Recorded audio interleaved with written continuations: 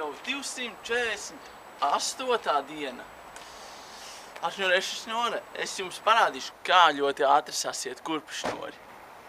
Skaties, it kā vaļā, vai ne?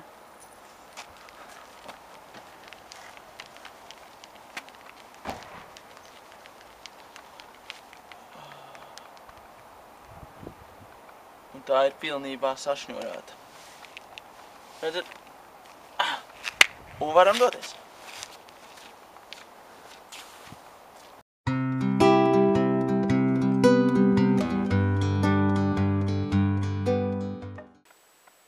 Kaimiņiem šodien tā auroju savu dēlu, kā arī es sakārtoju savu istabu un uzvilku vilnas zeķes. Vai tu jau esi gatavs Ziemassvētku ballei? Ja neesi, velc savus vilnas zeķes un dodamies! Čau, tiekamies rītā!